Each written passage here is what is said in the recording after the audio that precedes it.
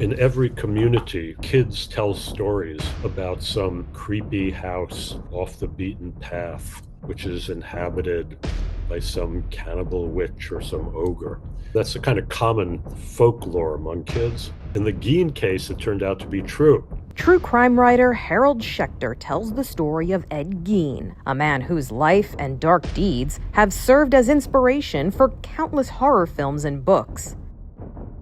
Gein lived this terribly isolated life with his domineering mother in a little town called Plainfield, Wisconsin. There was an editorial that described that area as the great dead heart of Wisconsin. People led these very, very isolated lives. The bulk of the population, including Ed's family, was German Lutheran, which, especially at the time, parents were not known for their warm, tender, cuddly upbringing of their kids. So Ed was subjected, again, especially with this religiously fanatical mother, to constant haranguing about the evils of the modern world and the evils of women and so on and so forth. And he was completely tied to the point of strangulation to her apron strings. This is where Robert Bloch, the author of Psycho, originally got the idea for Norman Bates psychology. They'll say, why, she wouldn't even harm a fly. When his mother Augusta died, Gein seemed intent on resurrecting her and bringing her back to live with him, and attempted to exhume her grave, but was unable to reach it because the soil in that part of Wisconsin is very sandy, and coffins were often buried in these concrete vaults. And that was the case with his mother.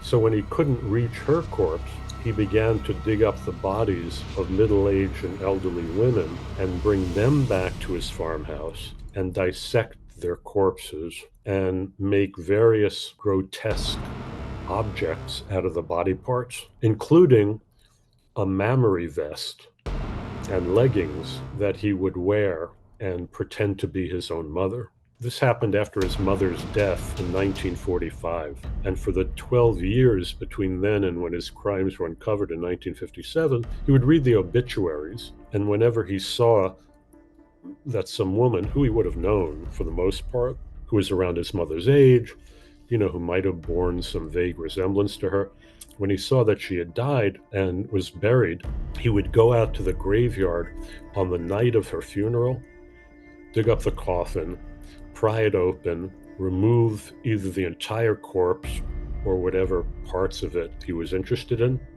and bring them back to his farmhouse to perform these grotesque rituals on.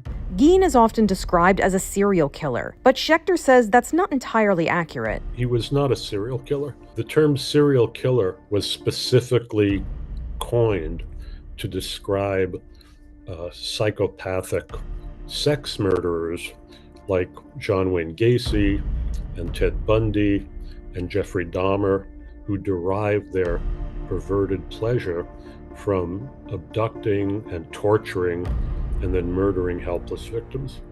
And that was not Gein's MO. He did kill 2 women that he knew, but again, unlike people like Ted Bundy, he didn't subject them to hideous tortures. He executed them very swiftly. Basically, he just ran out of suitable corpses in the graveyard and needed to create some. So he executed these women, brought their bodies back, and again perpetrated these horrible mutilations on their corpses.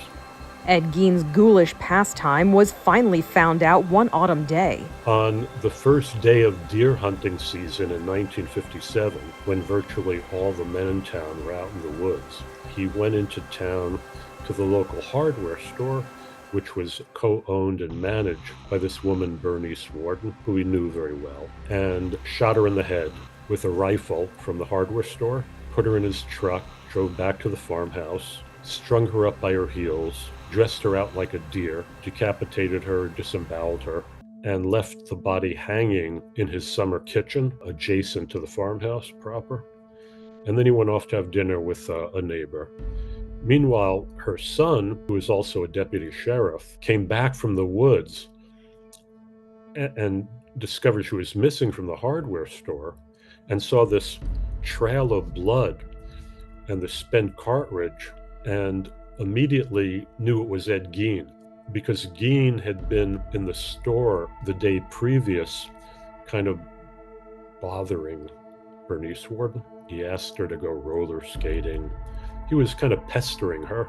And again, Gein didn't make any effort to conceal the crime. He just dragged the corpse out, left this trail of blood leading out to the back where his truck was parked, loaded her inside, drove her to his farmhouse. So they immediately sent some officers to Gein's farmhouse, and the officers entered. They encountered this appalling sight of Bernice's headless, scooped out body hanging by its heels. And then they immediately tracked Gein down to this neighbor's house and arrested him. And immediately after that, they began to explore what Life magazine would call his house of horrors, which they had to do by flashlight because he had no electricity. In my book, I describe it as kind of archaeology from hell, excavating all of these revolting relics that Gein had accumulated over the years. Face masks. He'd flayed the faces off of corpses and dried them out and hung them on his bedroom walls. A shade pole made of human lips. Again, unimaginable stuff. The news of what Ed Gein did horrified the public. He immediately entered into the folklore of the state. They called him the Butcher of Plainfield. They called him the Ghoul of Plainfield. I mean, strictly speaking, he was a ghoul, because ghouls are creatures who prey on dead bodies. There were Ed Gein jokes called Geiners that were spread around. You know, things like, what does Ed Gein serve when he invites people over for tea? Lady fingers, you know, things like that. You know, not very funny, but, you know, what did Ed Gein say, you know, when the police came to arrest him? Have a heart. So, but the point is, you know, he became this folkloric figure almost immediately. Gein was eventually tried in 1968 for the murder of Bernice Worden. He was found guilty, but also legally insane. He spent the rest of his life in institutions. From all accounts, he was a model prisoner, you know, just kind of a easygoing, friendly guy who was living a life that was much better than any he had ever lived before. He had a nice, comfortable bed, and he was living among other people, and he was not eating baked beans out of a sawed-off human skull, which he was doing when he was living alone. You know, he was using the skull caps as bowls. If Gein's life in custody was stayed, the story of his life as a killer and grave robber took on a life of its own. I think that we're all in our private traps, clamped in them. In addition to Psycho, Gein's crimes echoed through popular culture in movies like The Texas Chainsaw Massacre and The Silence of the Lambs. It rubs the lotion on its skin or else it gets the hose again. His story is now being told under the rubric of monster. There's so many ridiculous things in this series that I can't even begin to enumerate them. So yeah, I mean, it bears almost no relationship to the facts of the case. I mean, really. It just takes, for my money, unforgivable liberties. And in spite of what Gein did, Schechter has some sympathy for the man. He was not a monster. People who know his story well feel some sympathy for him, for the horrendous conditions he suffered.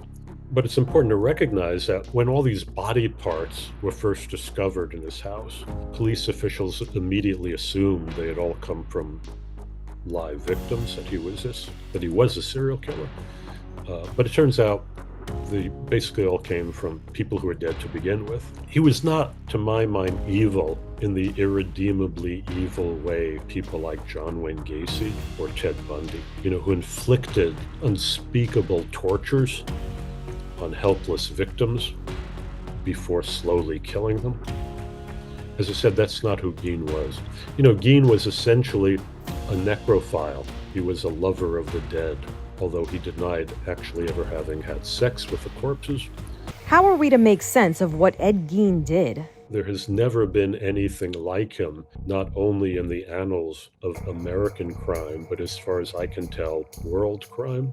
And again, all this was happening during happy days. No friends or relations on weekend vacations. Doris Day is the big movie star. Families sat around and watched Leave It to Beaver and Father Knows Best. And supposedly all these people were living out in the suburbs in houses with white picket fences.